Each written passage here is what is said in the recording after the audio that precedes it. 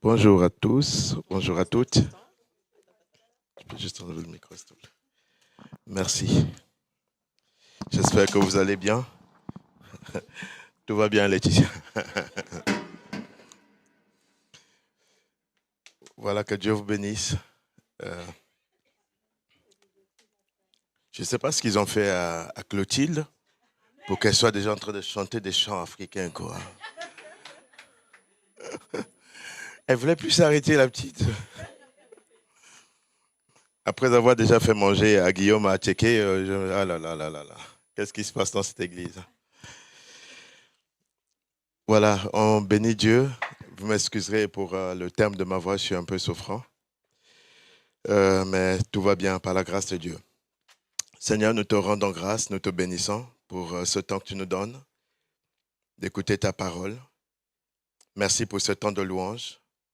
Merci parce que la Bible dit que tu sièges au milieu des louanges de ton peuple et tu es là, Seigneur, présent au milieu de nous. Nous avons dressé un trône de louange. Et Seigneur, nous t'invitons à prendre toute la place, à parler à nos cœurs. Saint-Esprit, nous sommes là pour toi. Je suis à ta disposition, je suis ton instrument, Seigneur. Je ne voudrais être que ton instrument. Aide-moi, Seigneur, à transmettre fidèlement la pensée que tu veux transmettre à ton peuple ce matin. Je te demande, Père, au nom de Jésus. Merci pour mes frères et sœurs. Merci de disposer leur cœur. Te le demandons au nom de Jésus. Amen. Voilà, donc, je vais vous parler ce matin. Nous sommes dans le mois sur le thème de l'amour de Dieu. Et je vous ai parlé déjà à deux reprises sur la nouvelle naissance, en parlant de Jean chapitre 3, donc la conversation de Jésus avec Nicodème. Et en parlant de la nouvelle naissance, on avait dit que la raison pour laquelle le Seigneur avait envoyé Jésus, donc pour laquelle Jésus nous sauvait, c'était l'amour. Et je voudrais insister sur ça ce matin, sur cet aspect. Et donc le titre de mon message ce matin, c'est « Dieu a tant aimé le monde ». Merci mon frère Voisin.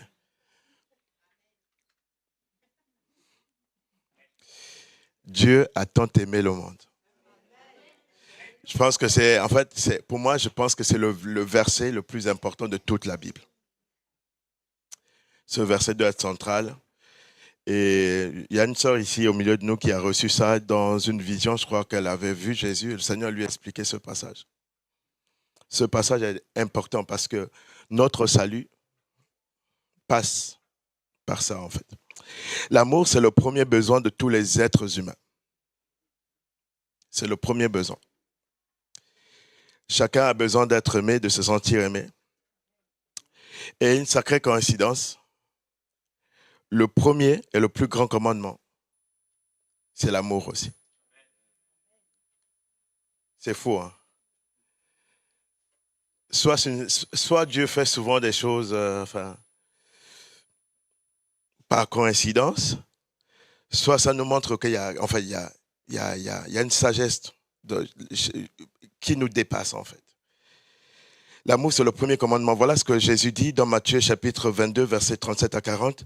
Jésus lui répondit, tu aimeras le Seigneur ton Dieu de tout ton cœur, de toute ton âme, de toute ta pensée. C'est le premier et le plus grand commandement. Et voici le second qui lui est semblable. Tu aimeras ton prochain comme toi-même. De ces deux commandements dépendent toute la loi et les prophètes. Toute la loi de Moïse, les prophètes, tout se résume dans ces deux commandements. Le premier, c'est que Dieu doit être le number one dans notre vie. Il doit être la priorité absolue dans notre vie. Le deuxième, c'est qu'on doit aimer notre prochain comme nous-mêmes. Tu ne déroberas pas, tu ne tueras pas. En fait, tous ces commandements-là sont résumés dans ces deux seuls commandements. Et si tu veux obéir à toute la loi de Dieu, tu veux te soumettre à Dieu, obéir juste à ces deux commandements, tu auras accompli toute la loi. Notre monde a besoin d'amour, surtout à l'époque dans laquelle nous vivons. Et ça ne va pas s'arranger. La Bible dit, dans les derniers temps ou dans les derniers jours, il y aura des temps difficiles. Et voici comment l'apôtre Paul, à son époque déjà, décrivait les temps dans lesquels nous sommes. Nous sommes dans 2 Timothée 3, versets 1 à 5. Il dit, Tu dois le savoir, dans les derniers jours, il y aura des moments difficiles. Les gens seront égoïstes, amis de l'argent. Ils se vanteront, ils seront orgueilleux, ils insulteront Dieu, ils désobéiront à leurs parents, ils ne seront plus capables de dire merci, ils ne respecteront plus les choses de Dieu, ils seront durs, sans pitié, ils diront du mal des autres, ils mèneront une ville de désordre, ils seront cruels, ennemis de bien, ils trahiront les autres, ils seront violents, l'orgueil les rendra aveugles, ils aimeront le plaisir au lieu d'aimer Dieu. Dans certaines versions, ils aimeront le plaisir plus que Dieu. Ils feront semblant d'être fidèles à Dieu, mais en réalité, ils rejetteront la puissance de la foi. Tourne le dos à ces gens-là. C'est l'époque dans laquelle nous sommes.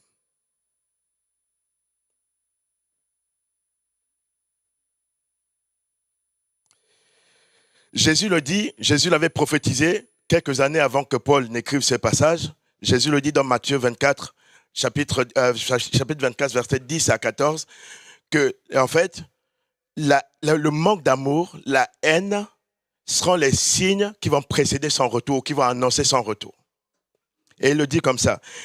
Alors aussi plusieurs succomberont et ils se trahiront et se haïront les uns les autres. Plusieurs de faux prophètes s'élèveront et ils séduiront beaucoup de gens. Et parce que l'iniquité se sera accrue, l'amour du plus grand nombre se refroidira. Mais celui qui persévérera jusqu'à la fin sera sauvé. Cette bonne nouvelle du royaume sera prêchée dans le monde entier pour servir de témoignage à toutes les nations. Alors viendra la fin. Un des signes de la fin du monde, c'est ça. Le manque d'amour. Le péché, donc plus le péché se développe, plus l'amour véritable ou l'amour agapé, on en parlera tout à l'heure, diminue. Jésus parle de l'amour qui va se refroidir. Ça nous montre en fait quelque part que l'amour qui vient de Dieu est comme un feu qui doit continuellement brûler dans nos cœurs. Les disciples sur la route d'Emmaüs diront, notre cœur ne brûlait-il pas au-dedans de nous lorsqu'il nous expliquait les Écritures? En fait, je ne sais pas vous, mais chaque fois qu'on entend, tu entends un message qui vient de Dieu, il y a quelque chose qui doit bouillonner dans ton cœur. Il y a quelque chose qui, assurément, doit se passer dans ton cœur. Parce que celui qui l'a inspiré s'appelle le Saint-Esprit et c'est lui qui déverse l'amour dans nos cœurs. Aïe. J'ai dit amen pour vous. Vous êtes fâchés? Eh, j'ai piqué la réplique de papa Joël Kossi. Hein. Supportez-moi avec ça. Vous êtes fâchés? Ok.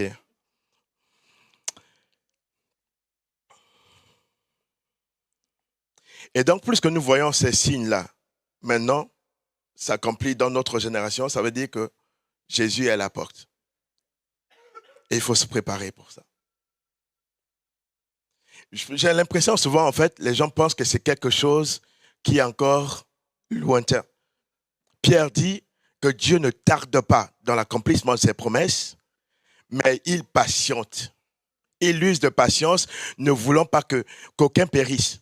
Il veut qu'on soit tous sauvés. Donc ça veut dire, Dieu te laisse le temps d'arranger ta vie. Aïe. Les hommes essaient de limiter l'amour à la sphère des sentiments. Une attirance physique ou mentale envers une personne ou une chose, une affection profonde pour des proches ou un attachement à une valeur ou à un idéal. Ça, c'est le docteur Hortense Carambier qui le dit dans son livre « L'amour, la loi royale ». Je vous encourage à lire ce livre, il est très bien écrit, il est très édifiant. L'amour, ce n'est pas les sentiments. Et je crois que c'est son mari, elle dit aussi dans ce livre-là que son mari dit souvent que les sentis mentent. Le senti là que tu ressens, ça te ment en fait. C'est pour ça qu'on l'appelle sentiment. Ça dit qu'il ment tout le temps. Il ne faut pas baser ta vie sur le sentiment. Et on va voir ça tout à l'heure en fait. Le terme amour en français n'est pas très explicite. On peut aimer autant son poisson rouge et aimer sa femme. Dire je t'aime comme j'aime le poisson rouge. C'est le même mot. C'est vrai. Hein? Si vous dites j'aime le chocolat et vous dites à votre femme je t'aime, C'est le même mot. En français, c'est le même mot. Mais en grec, en fait, il y a 3 déclinaisons. Et c'est ce qu'on va voir maintenant, avant d'arriver à l'amour de Dieu.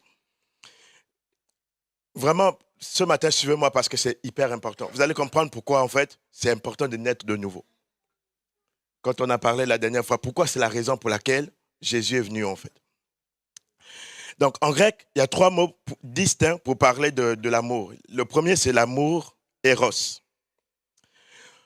Le terme amour, donc, ici est défini comme étant une attirance physique, un désir ou un appétit. Cet amour relève simplement du plaisir. Cet amour, c'est un amour égoïste, centré sur soi. Il est synonyme de libertinage, de débauche, de luxure, de volupté, d'attraction, de concupiscence, excusez-moi. C'est un amour égoïste tourné vers son propre plaisir. C'est de ce mot-là que dérive le mot érotique, qui est utilisé en rapport avec le plaisir sexuel.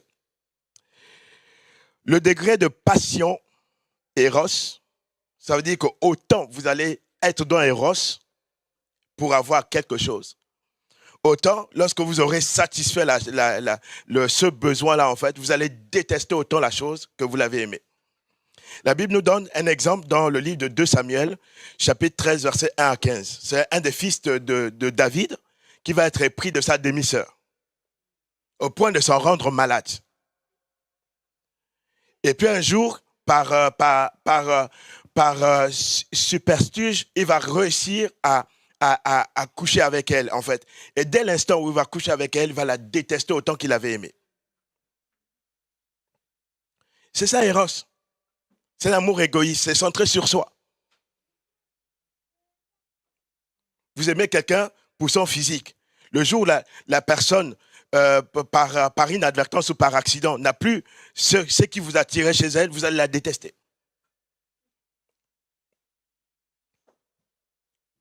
Donc, ce jeune homme brûlait de passion pour sa demi-sœur au point de s'en rendre malade.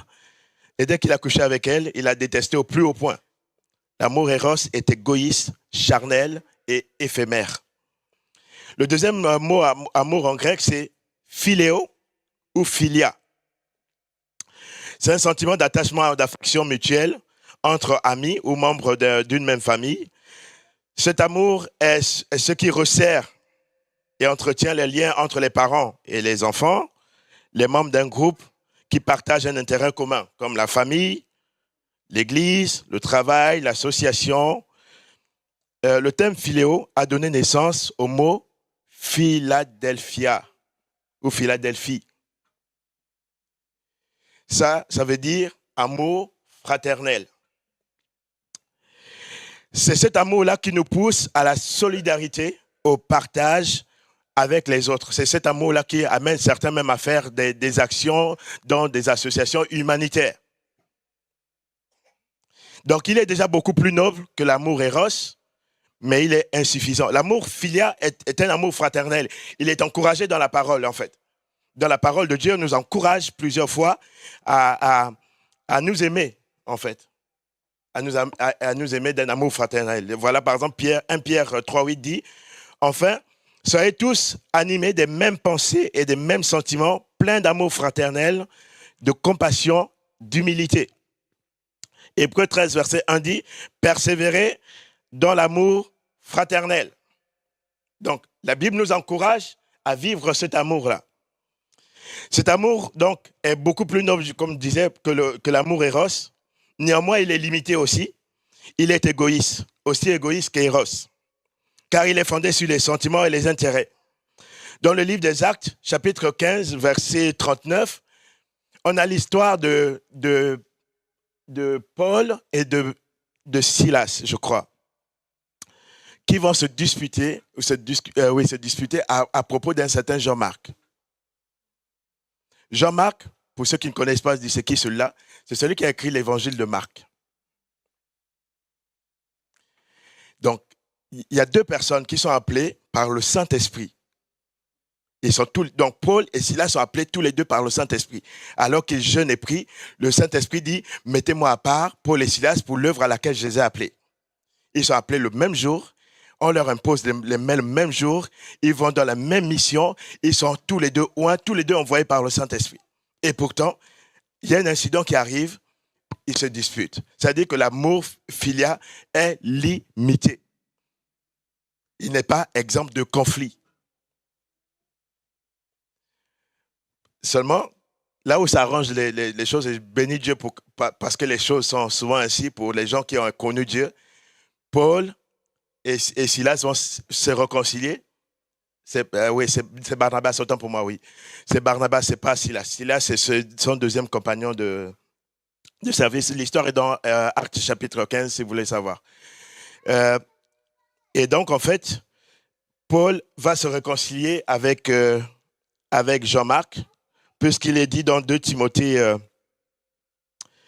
il nous a dit dans 2 Timothée 4, verset 11, c'est lui qui le dit à Timothée, il dit, amène avec toi aussi Marc, qui m'est utile dans le ministère. Il en parle aussi dans Philémon 1, 24.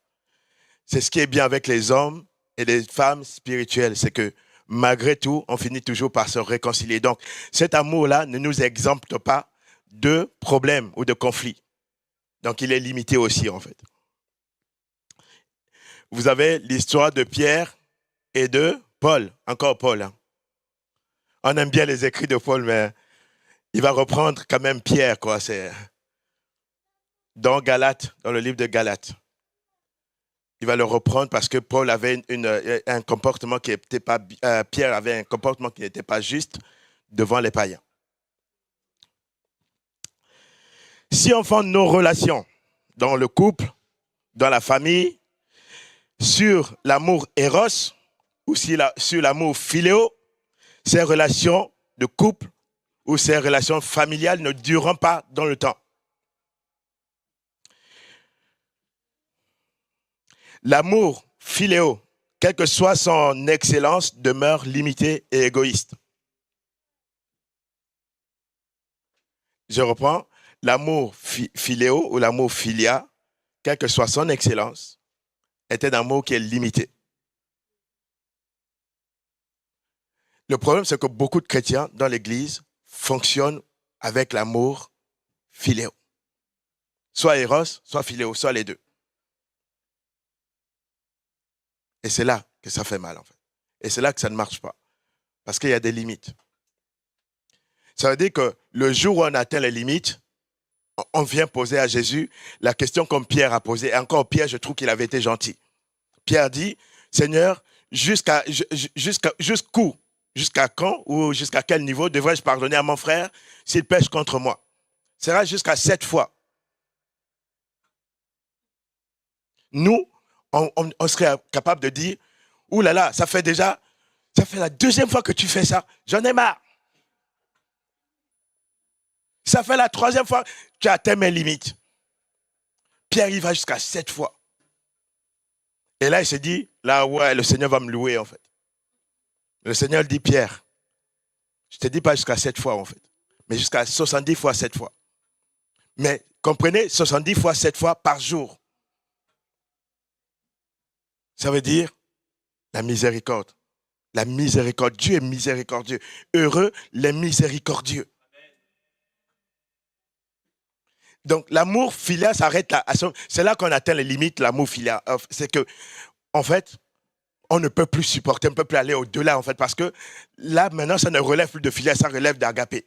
Et c'est l'amour qu'on va voir maintenant. En fait. C'est cet amour-là, agapé, dont on parle dans 1 Corinthiens chapitre 13. Le passage qu'on aime bien lire dans les mariages.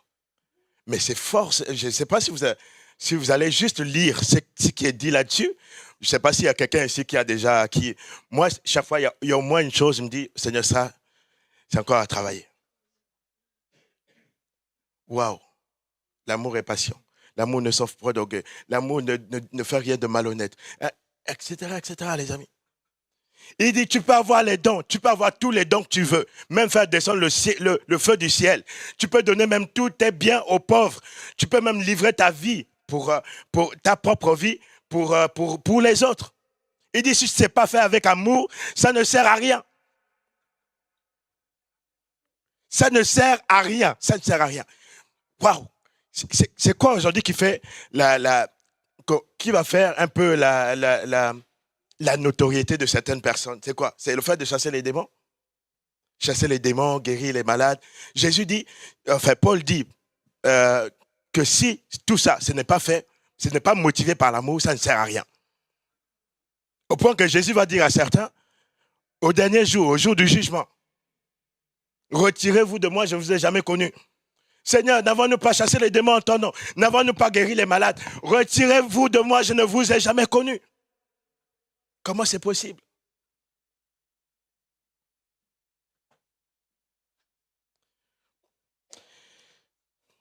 Troisième amour.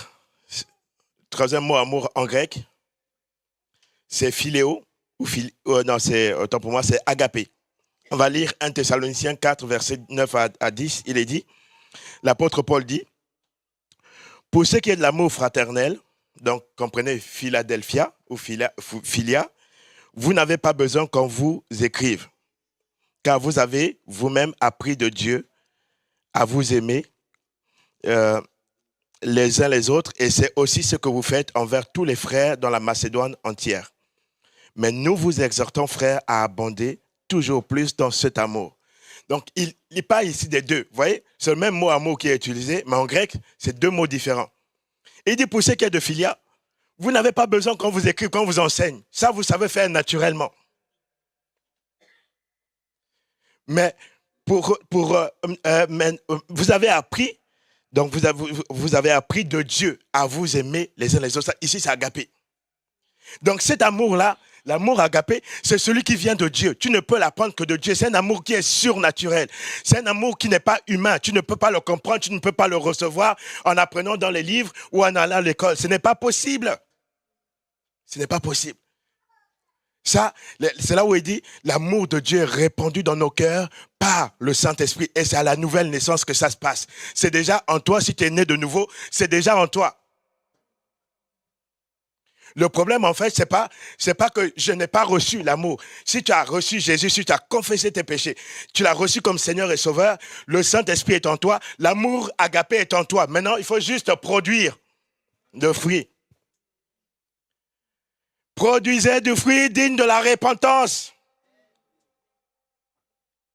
Chaque arbre, c'est la loi, cette loi-là, elle est depuis la création. Genèse chapitre 1. Chaque arbre porte en lui la semence, sa semence. Dieu, par le Saint-Esprit, on l'avait vu la dernière fois quand on a parlé de la nouvelle naissance, la semence, c'est la parole. Elle est déjà rentrée. Le Saint-Esprit utilise cette semence-là, en fait, pour nous faire naître de nouveau. Et quand on est né de nouveau, il vient. Il établit son temple en nous. Et donc, c'est en nous. Les fruits de l'esprit sont là. L'amour agapé est là, en fait. Maintenant, il faut manifester. On ne va pas demander à un pommier de produire des pommes, d'aller acheter les pommes, de coller sur lui, en fait. Quand tu plantes une graine je sais pas, comment on appelle une graine de pommier, c'est ça? Un pépin de pomme. En fait, il y a déjà tout à l'intérieur. Il y a déjà toutes les informations pour que ce pommier, un jour, produise les pommes selon sa nature. Si c'est des pommes golden, ce sera des pommes golden. Si c'est quoi les autres pommes? Granit, si vous voulez, en fait. Ouais. Ça, c'est les mangeurs de pommes.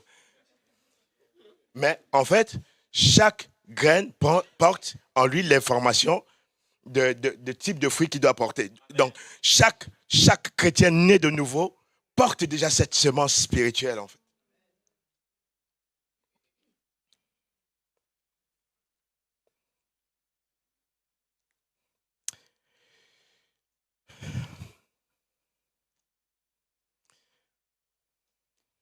L'amour filial ne suffit pas, en fait. Agapé.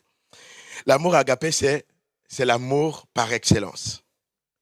C'est l'amour qui vient de Dieu.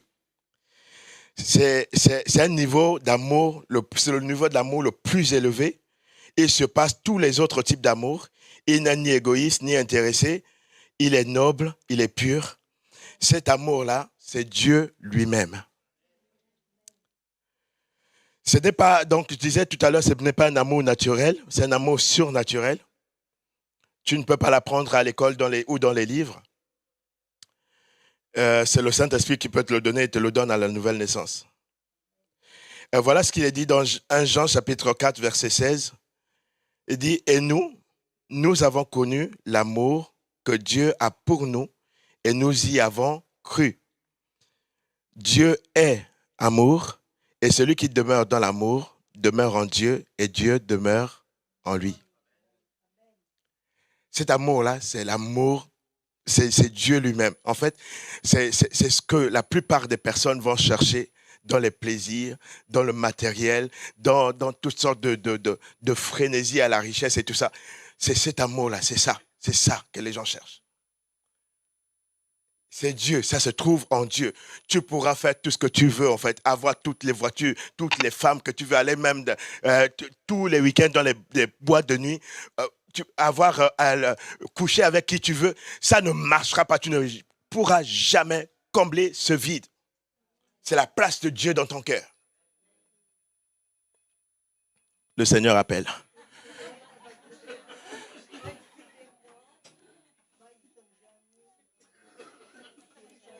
Non, on t'excuse, Irène. Que Dieu te bénisse, ma soeur.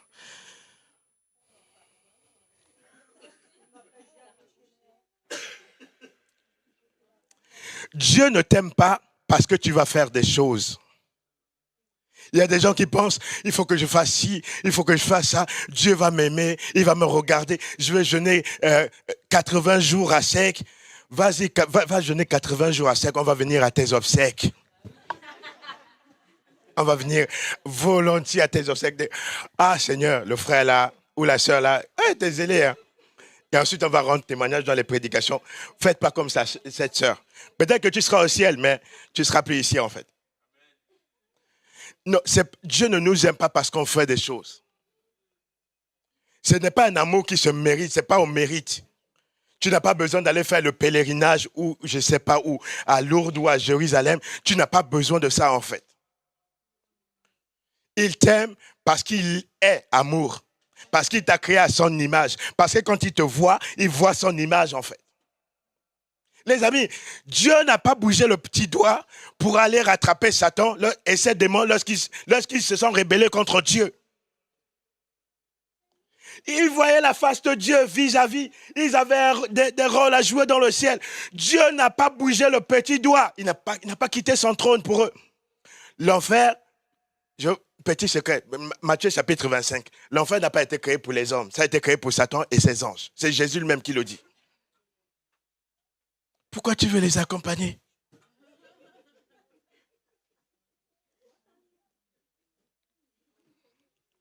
Mais pour l'homme, lorsque Adam et Ève, lorsqu'ils ils se sont rebellés contre Dieu, le jour même, la Bible dit vers le soir, ils ont entendu la voix de Dieu qui parcourait le jardin. Adam, où es-tu? Pour toi, il a déchiré le ciel. Il est descendu lui-même en personne. Il n'a pas envoyé un ange, les amis. Quel amour, quel amour. Pourquoi tu vas aller en enfer? Pourquoi?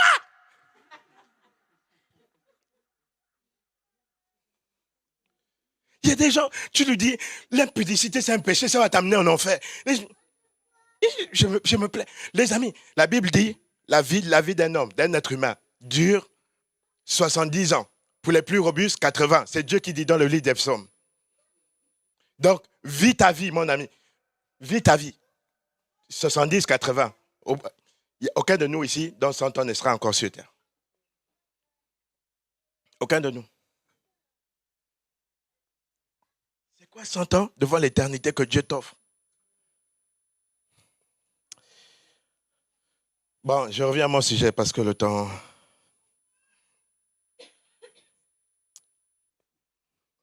Dieu t'aime. Dieu t'aime. Il ne t'aime pas parce que tu es sympa. Il ne t'aime pas parce que tu fais ceci ou cela. Ou parce que même quand tu l'insultes, il t'aime. Paul était un meurtrier. Paul persécutait l'église. Paul mettait en prison des chrétiens. C'est ce Paul-là à qui Jésus s'est révélé en personne et qui a écrit presque un tiers du Nouveau Testament.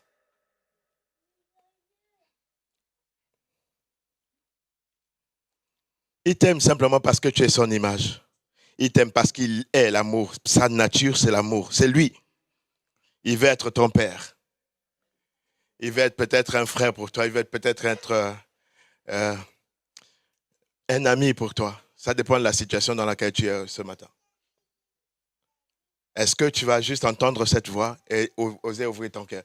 Il y a beaucoup de gens même qui sont guéris simplement parce qu'ils ont compris la notion, enfin, l'amour de Dieu. Ils ont ouvert leur cœur et Dieu y est entré. Parce que ça déclenche de beaucoup de choses, en fait. Ça a amené le pardon, ça a amené la réconciliation. Mais c'est... Waouh!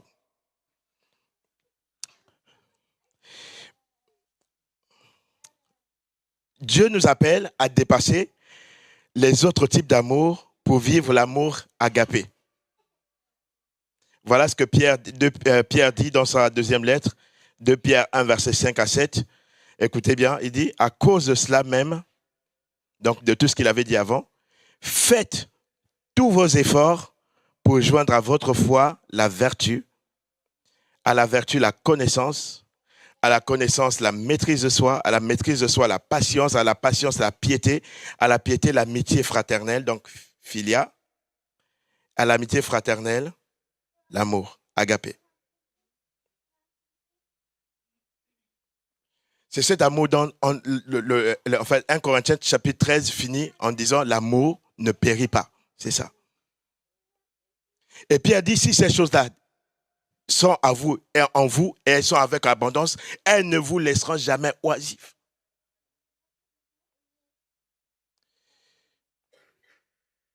Donc il nous appelle à dépasser, aller au-delà de phila, de philéo, de philia, de Philadelphia, de l'amour fraternel. Il nous appelle à aller au-delà. Aller au-delà. Ça, c'est l'amour qui supporte tout. Ça, c'est l'amour qui pardonne. Ça, c'est l'amour qui ne... C'est quoi, 1 Corinthiens chapitre 13. Est-ce qu'on peut nous l'afficher là, 1 Corinthiens chapitre... C'est pas prévu, mais on va lire au moins le début. 1 Corinthiens chapitre 13. Je vais le lire ici.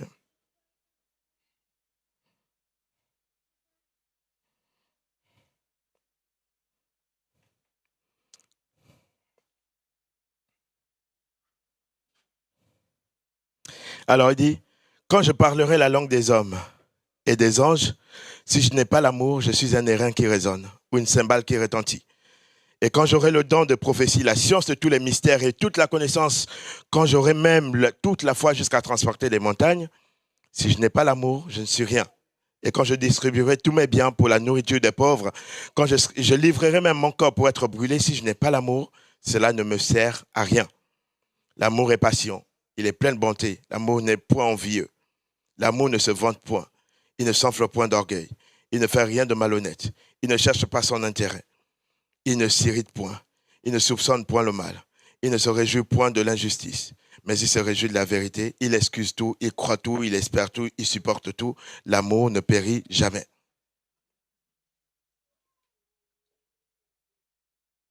Ça, c'est un miroir devant lequel chacun de nous est appelé à se mirer. Je ne suis pas en train de prêcher pour quelqu'un d'autre, je suis en train de prêcher pour moi. Que chacun regarde, écoute la parole pour lui, pas pour l'autre. Dire, le message, là, ce serait bien pour telle personne. Non. On parle, chacun parle à soi-même là ce matin, en fait.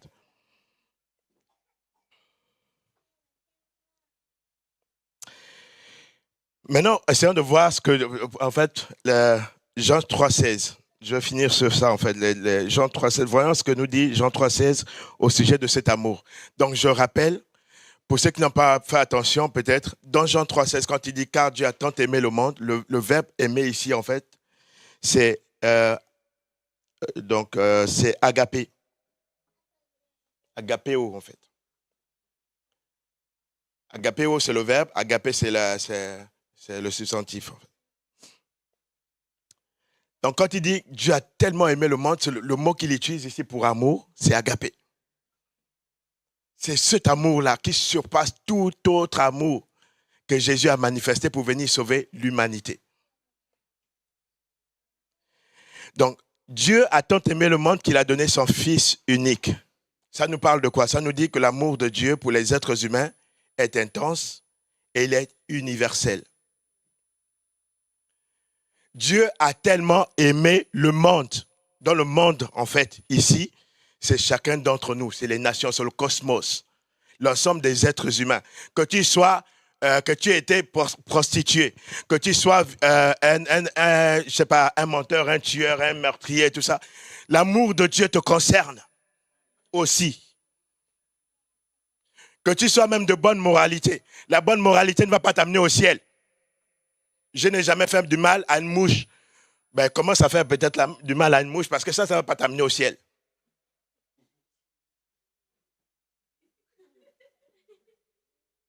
Non, là, bon, je crois que c'est un humour un peu particulier. Là, j'ai choqué les écolos. Excusez-moi, ce n'était pas le but, en fait. Ne tuez pas de mouche, c'est pas bien. Ah. C'est pour l'écosystème, vous savez, l'équilibre de l'écosystème. Ça, c'est ce qu'on appelle du politiquement correct. Mais en Afrique, je ne ferai pas ça. Mais là, ici, je peux faire, en fait. En plus, c'est filmé. Ne tuez pas les fourmis, ne tuez pas... C'est vraiment important, en fait. Mais tu peux être de bonne moralité. Tu n'iras pas au ciel. Les gens disent, ouais, en fait, je ne fais rien de mauvais, j'aide les gens. C'est bien, c'est bien. Mais ça ne va pas t'ouvrir la porte du ciel. Sans Jésus, tu fais ce que tu veux. Sans Jésus, tu n'entreras pas. La porte du ciel, c'est Jésus. Je suis la porte. Celui qui rentre par moi rentrera et trouvera des pâturages. C'est lui la porte. Nul ne peut venir au Père que par lui. C'est lui la porte.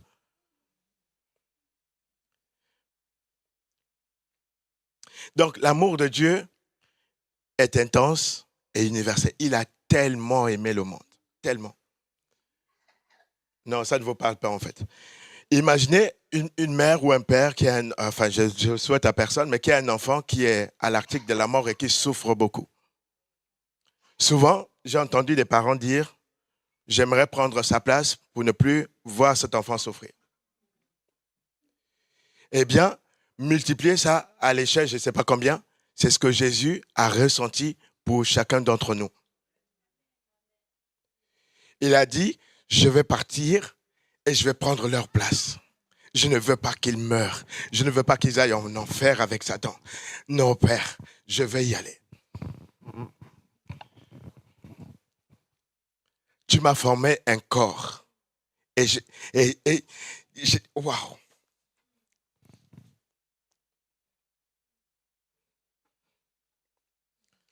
Me voici, moi et les enfants que tu m'as donnés. Dieu nous aime tellement, tellement, tellement. C'était la mort la plus atroce. C'était la mort la plus atroce, réservée aux bandits de grand chemin. La croix, ce n'était pas pour les enfants de cœur. La croix, c'était pour les meurtriers. Il vit comme un... Merci. Il vit comme un homme saint. Il fait du bien. Acte 10, verset 38. Il allait partout de lieu en lieu faisant du bien, guérissant tout ce qui était sous l'empire du diable. Et c'est les mêmes qui vont crier, en fait. Crucifie-le. Mais il n'est pas allé à la croix parce qu'on l'a tué. Il est allé à la croix parce qu'il t'aimait, parce qu'il m'aimait, en fait. C'était le moment que Dieu avait choisi. Il fallait qu'il fasse ça. Sinon, aujourd'hui, il y aura aucune alternative pour nous, les amis. Il n'y a aucune. Il y a des gens, ils parlent qu'ils prient pour Satan et les démons pour qu'ils se convertissent. Perds pas ton temps. Ils sont jugés, en fait. Ils sont jugés, ils finiront dans les temps de feu. Ça a été créé pour eux. Mais pour les membres de ta famille, pour des amis, pour les collègues, tu peux prier. Pour ta propre vie, tu peux prier. Pour ne pas y aller là-bas. Jésus est mort pour ça. C'était la plus grande. La Bible dit dans Romains 5, verset 8, mais voici comment Dieu a prouvé son amour pour nous. Le Christ est mort pour nous et pourtant nous étions encore pécheurs. C'est la plus grande preuve d'amour que Dieu peut te donner. Il est mort pour toi.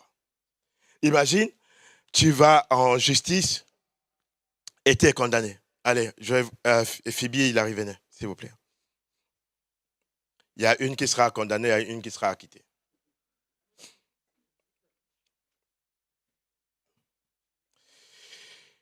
Imaginez. Bon, toi, tu vas faire la juge, comme ça, on va juger Hilary. Comme elle est plus à Boulogne, ça, on t'aime, ma soeur. C'est juste pour l'illustration, ça ne vous arrivera pas au nom de Jésus. Donc, c'est toi qui. Donc, Phoebe, elle est la juge. Elle vient de juger Hilary, qui doit des milliards et des milliards, quelque chose qu'elle ne peut pas payer. Donc, la sentence, c'est qu'elle doit être condamnée à mort. Elle doit mourir. Et j'ai besoin de quelqu'un d'autre pour jouer Jésus. Allez, qui vous sait, là, normalement, tout le monde devrait courir. Papa Daniel dit, lui là, il balance en fait. Allez, papa Daniel, viens. Bah, tu l'as voulu un peu celle-là aussi. Bah, c'est bien, c'est un bon rôle, Jésus. Donc, en fait, papa Daniel, en fait, bah, elle, c'est Dieu, c'est elle qui juge. Parce que lui, il est juste. Il est juste. Il est le roi, c'est un roi de justice. Il ne peut pas laisser le péché impuni. Donc, il dit, ben, il reconnaît qu'elle est coupable. Et en fait, maintenant, papa Daniel va dire, ben, je ne supporte pas que Hilary, ma fille, ben, soit condamnée. Elle est condamnée, c'est vrai, mais c'est moi qui vais payer. Donc, du coup, tu vas prendre sa place, elle va aller s'asseoir. Et c'est comme ça que Hilary devient libre et que papa Daniel se fait condamner, en fait. C'est ce qui est arrivé à Jésus. Mais ça allait jusqu'à la mort, les amis. Merci beaucoup.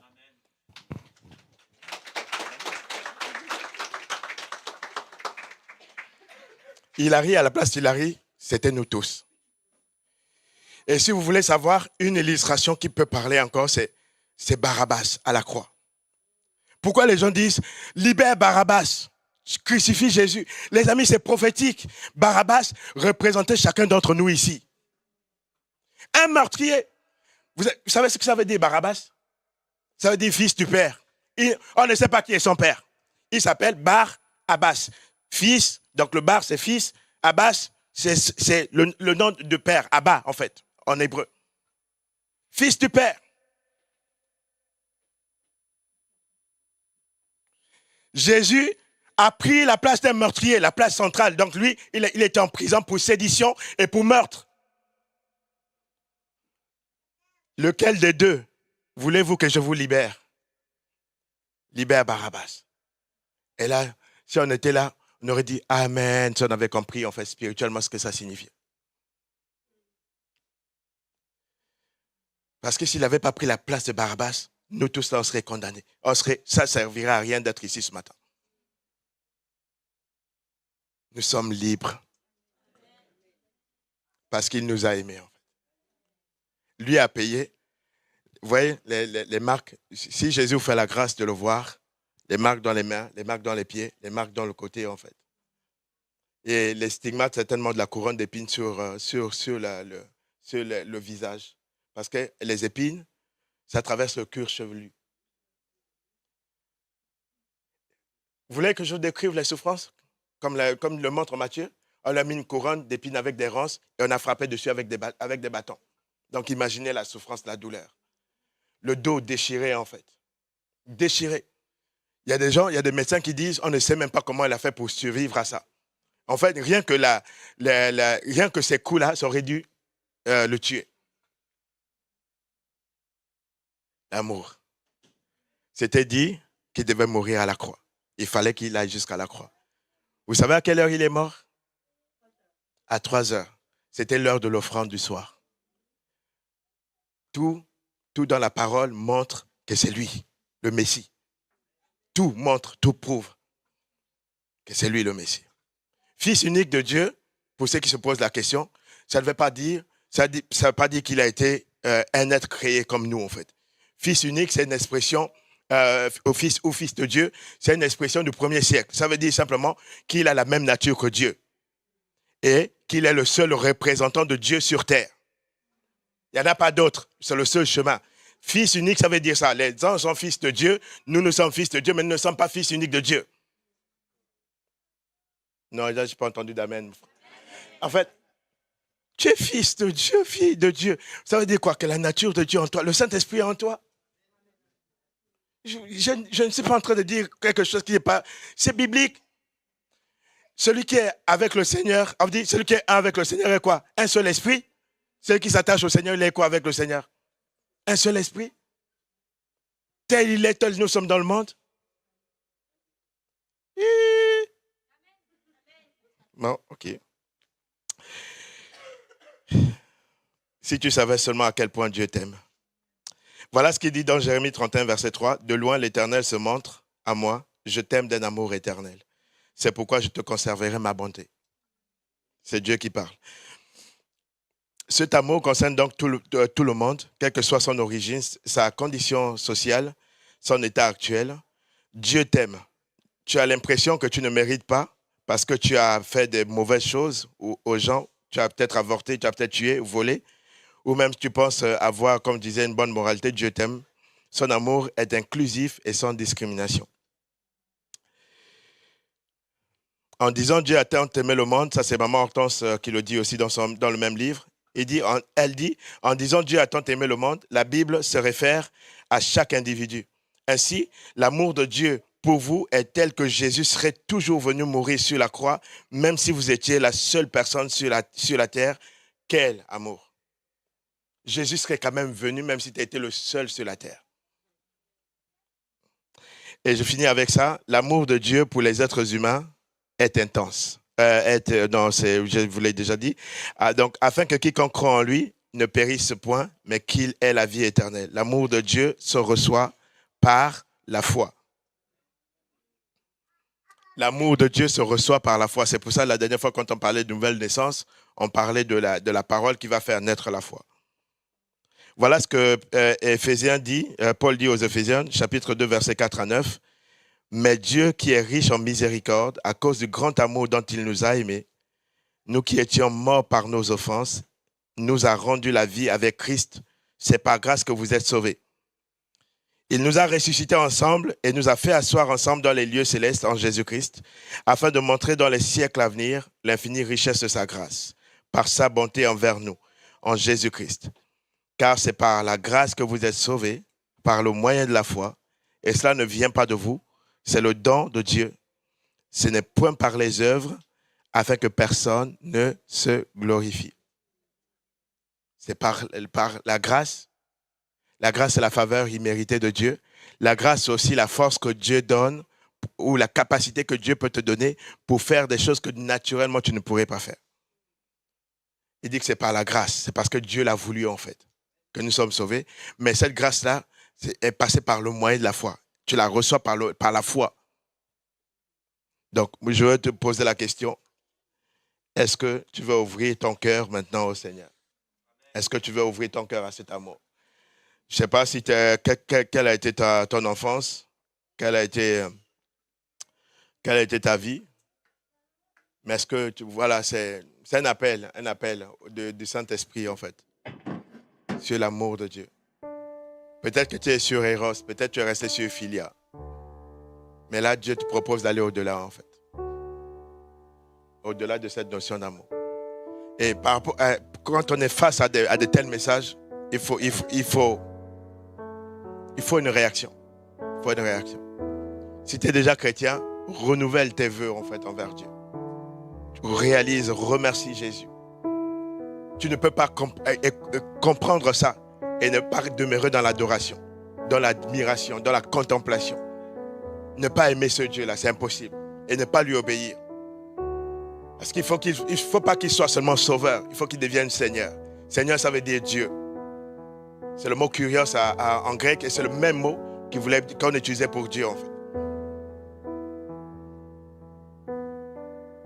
Il faut qu'il soit ton Seigneur et ton Dieu. Et ton Seigneur, ton Dieu et ton Sauveur. Est-ce qu'il y a quelqu'un qui veut, peut-être, on va fermer les yeux, on va prier, on va finir par ça. Est-ce qu'il y a quelqu'un qui veut, peut-être, juste renouveler un vœu envers le Seigneur? Et si tu sais que ce n'est pas encore le cas, peut-être tu n'es pas encore né de nouveau, tu n'as pas encore accepté Jésus dans ton cœur comme Seigneur et Sauveur, lève ta main. Ne reste pas insensible à ça. Et que tu dis, si tu entends la voix de Dieu, n'endurcis pas ton cœur. Si Dieu t'a parlé ce matin, ne laisse pas passer cette opportunité.